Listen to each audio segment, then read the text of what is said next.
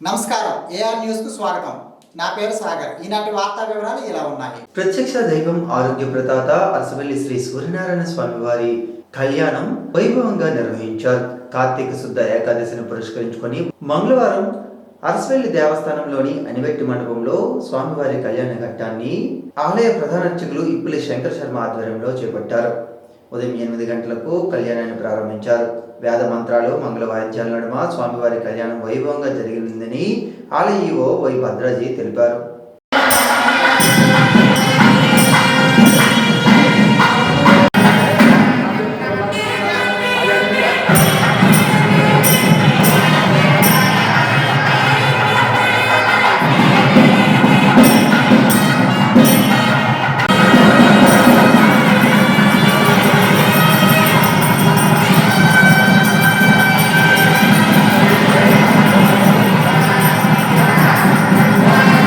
యువత స్ఫూర్తిదాయకమైన వినూత్న ఆలోచనలు కలిగి దేశ అభివృద్ధిలోనూ జాతీయ సమైక్యతలోనూ భాగస్వామి కావాలని జిల్లా కలెక్టర్ స్వప్న దినకర్ పుణ్కర్ అన్నారు. కేంద్ర యువజన వ్యవహారాలు, క్రీడల మంత్రిత్వ శాఖ, నెహ్రూ యువ కేంద్రం సంఘటన ఆదేశాల మేరకు జిల్లా నెహ్రూ యువ కేంద్రం, బిఆర్ అంబేద్కర్ విశ్వవిద్యాలయంతో కలిసి మంగళవారం క్యాంపస్లో నిర్వహించిన జిల్లా యువజన ఉత్సవ్ 2024ను ప్రారంభిస్తూ కలెక్టర్ ప్రసంగించారు. కేంద్ర ప్రభుత్వం లక్ష్యమైన వికసిత్ భారత్ 2047లో యువతతో పాటు అన్ని వర్గాల ప్రజలు చురుగ్గా పాల్గొని దేశ విశిష్టతను పెంచాలన్నారు. కళాశాలలు, విద్యార్థులు సరికొత్త ఆలోచనలు, ప్రయోజిత ప్రాజెక్టులతో ముందుకొచ్చినట్లయితే ఆర్థికపరమైన సహాయం చేయడానికి జిల్లా యంత్రాంగం సిద్ధంగా ఉందని కలెక్టర్ స్పష్టం చేశారు. ముఖ్య అతిథిగా హాజరైన బీఆర్ఏయు వైస్ ఛాన్సలర్ ఆచార్య కేఆర్ రజని మాట్లాడుతూ డిజిటల్ మార్గాల ద్వారా దేశ సుస్థిర ప్రగతి కోసం ప్రతి ఒక్కరూ పాటుపడాలని సూచించారు.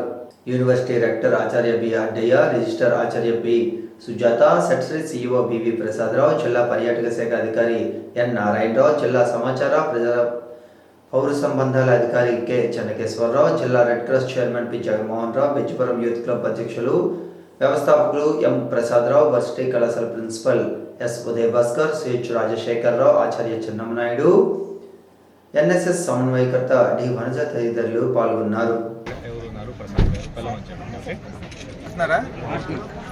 ఇది ఏంటి కోరమండల ఇఫ్కో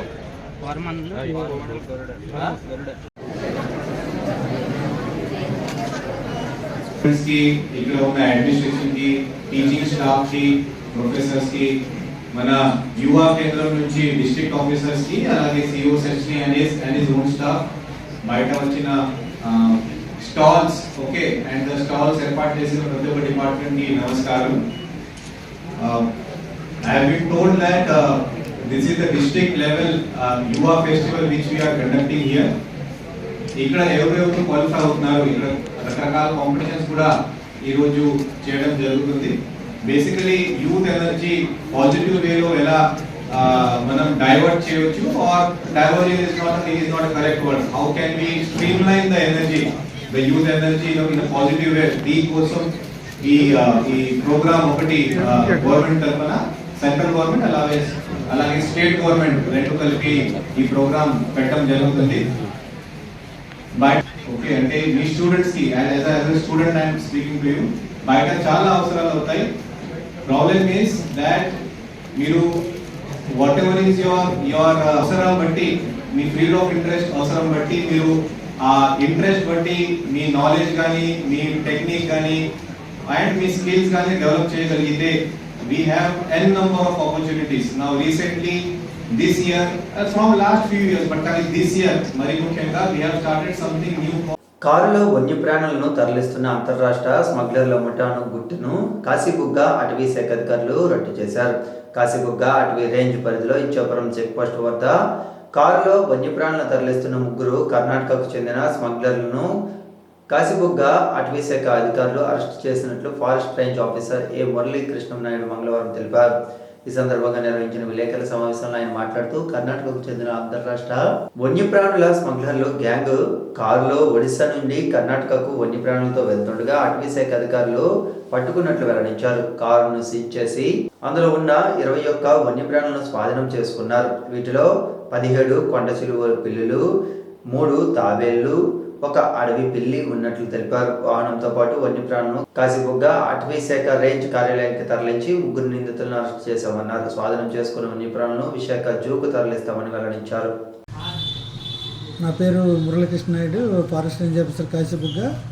నేను అనగా 11/11/2024 తేదీన మధ్యాహ్నం 3 గంటల ప్రాంతంలో పురుషోత్తపురం చెక్ పోస్ట్ దగ్గర ఇచ్చా బార్డర్ చెక్ పోస్ట్ దగ్గర వెహికల్స్ తనిఖీ చేస్తుండగా విదేశాలకు చెందినటువంటి జంతువుల్ని పట్టుకోవడం జరిగింది. ఆ vehicle Maharashtra registration, vehicle owner Karnataka. 3 వ్యక్తులు కూడా కర్ణాటక నుండే.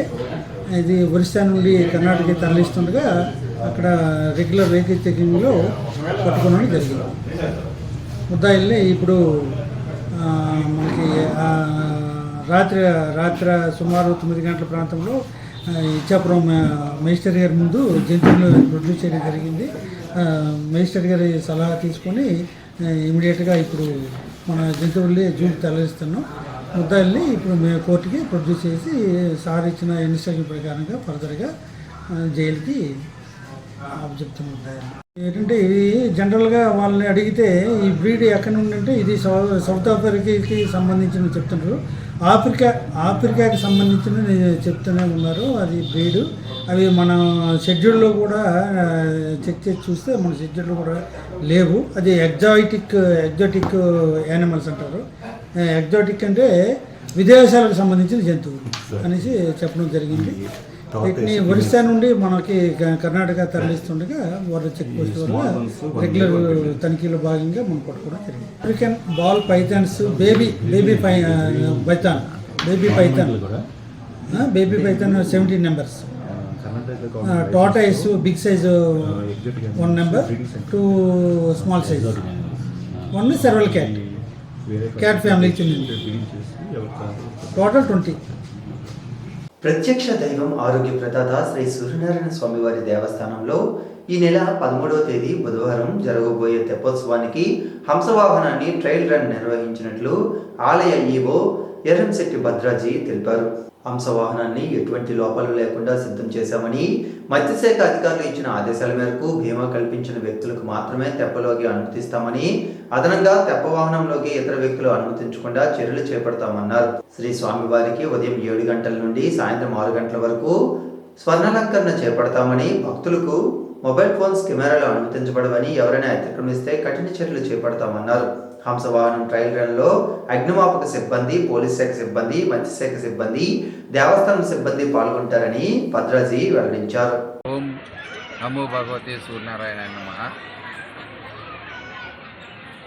శ్రీకాకుళం జిల్లా అరసవెల్లి గ్రామంలో చేస్తున్న శ్రీ సూర్యనారాయణ స్వామివారి దేవాలయంలో మరి క్షీరాబ్ది ద్వాదశి సందర్భంగా స్వామివారి తెప్పోత్సవ కార్యక్రమం 13వ తారీఖున 4 గంటలకి అత్యంత వైభవంగా నిర్వహించడం జరుగుతుంది. ఇందుకు కావలసిన దేవాలయ వైదిక సిబ్బంది అంతా కూడా పూజా కార్యక్రమాలకు సంబంధించినవన్నీ కూడా సిద్ధం చేస్తున్నారు. అలాగే మా దేవాలయ సిబ్బంది తెప్పోత్సవానికి సంబంధించిన తెప్పని రెడీ చేస్తూ అన్ని కార్యక్రమాలు దిగ్విజయంగా చేస్తారు.